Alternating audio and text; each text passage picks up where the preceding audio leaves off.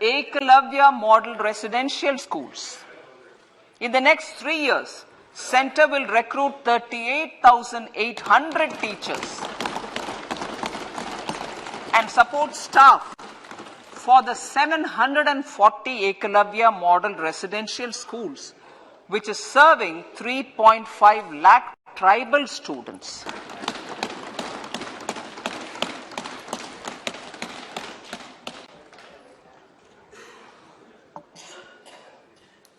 In the drought-prone central regions of Karnataka, central assistance of 5,300 crore will be given to Upper Bhadra project to provide sustainable micro irrigation and filling up of surface tanks for drinking water. PM Awas Yojana.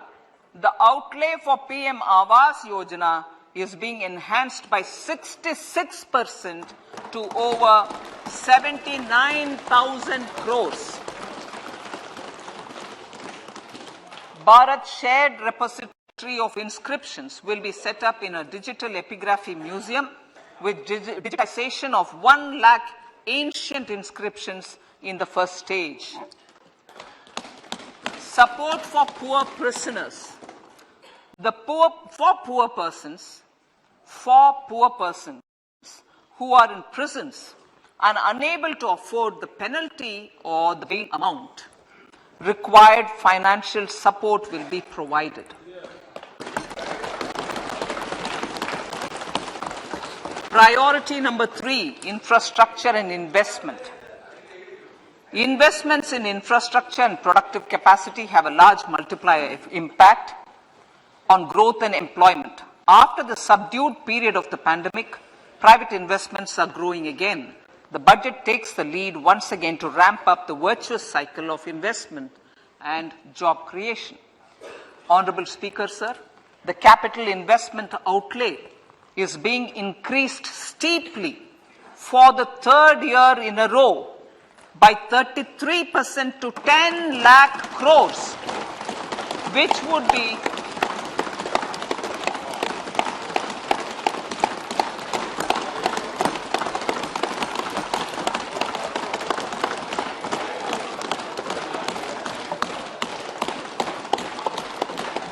which would be 3.3% of GDP.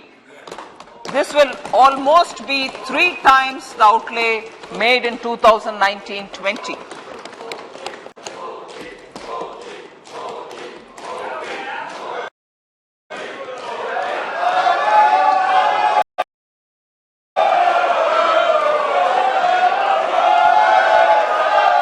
This substantial increase in recent years is central to the government's efforts to enhance growth potential and job creation, crowd in private investments, and provide a cushion against global headwinds.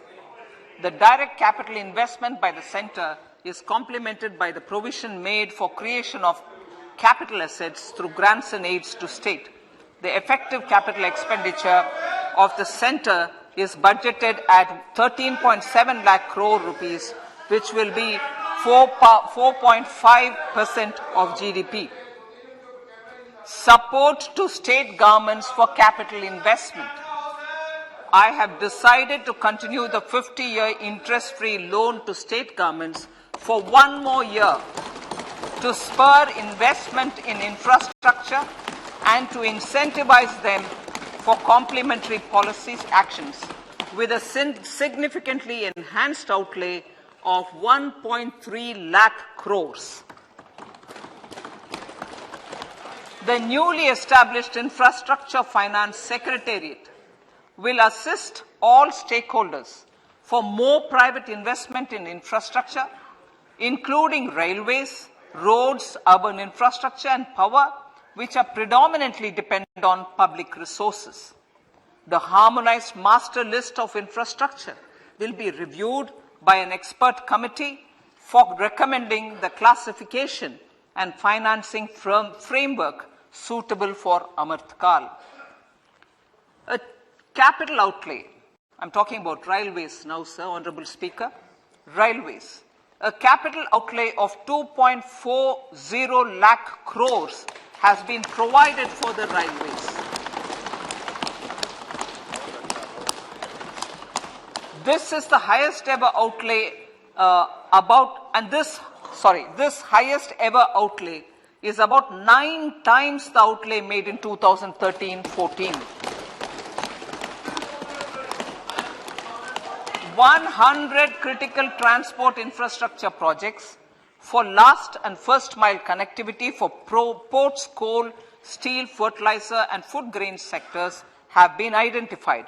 They will be taken up on priority with investment of 75,000 crores, including 15,000 crore from private sources. 50 additional airports, heliports, water aerodromes, and advanced landing grounds will be revived for improving regional air connectivity.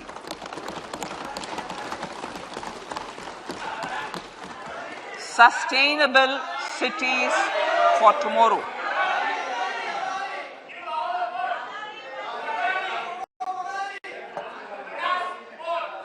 States and cities will be encouraged to undertake urban planning reforms and actions to transform our cities into sustainable cities of tomorrow.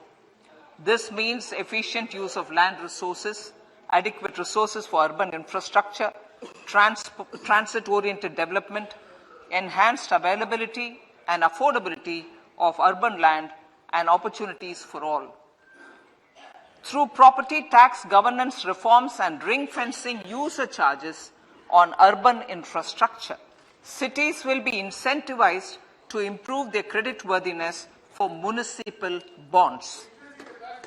Like the RIDF, an Urban Infrastructure Development Fund will be established through use of priority sector lending shortfall.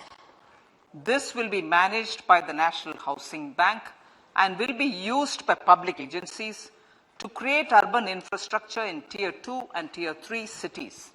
States will be encouraged to leverage resources from the grants of the 15th Finance Commission as well as existing schemes to adopt appropriate user charges while accessing the UIDF. We expect to make available 10,000 crore rupees per annum for this purpose. All cities and towns will be enabled for 100% mechanical desludging of septic tanks and sewers to transition from manhole to machine hole mode.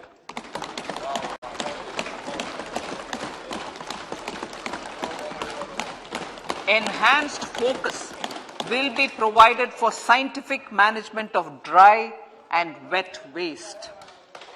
Honorable Speaker, sir, our Prime Minister had said, good governance is the key to a nation's progress.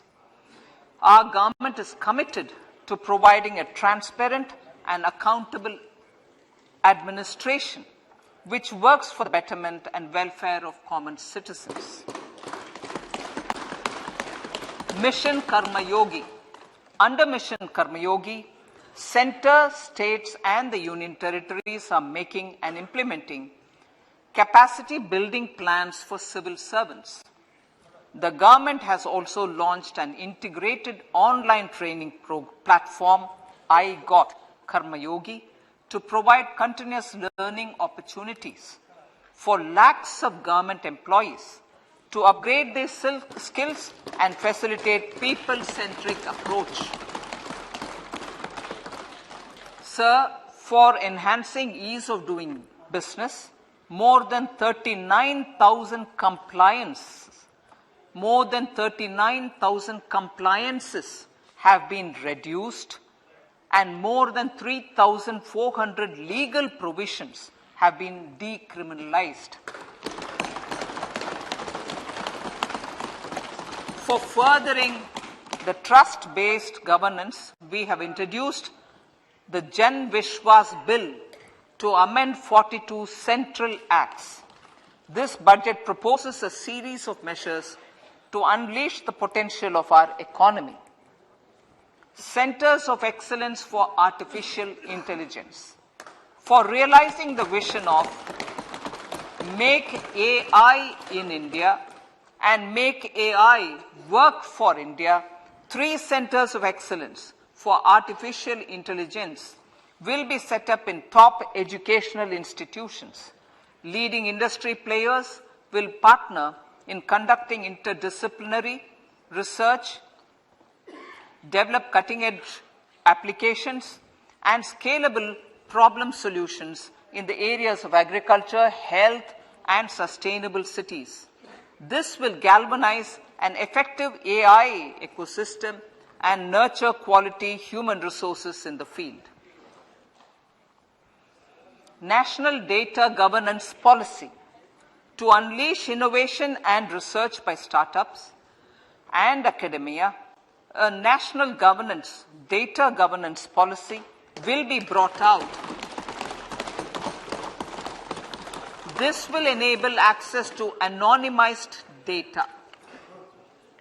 The KYC process will be simplified, adopting a risk-based instead of one-size-fits-all approach. The financial sector regulators will also be encouraged to have a KYC system fully amenable to meet the needs of digital India. One-stop solution for identity and address updating. A one-stop solution for reconciliation and updating of identity and address of individuals maintained by various government agencies, regulators, and regulated entities will be established using DigiLocker service and Aadhaar as foundational identity. Speaker, sir, common business identifier. For the business establishments required to have a permanent account number, the PAN will be used as the common identifier for all digital systems of specified government agencies. This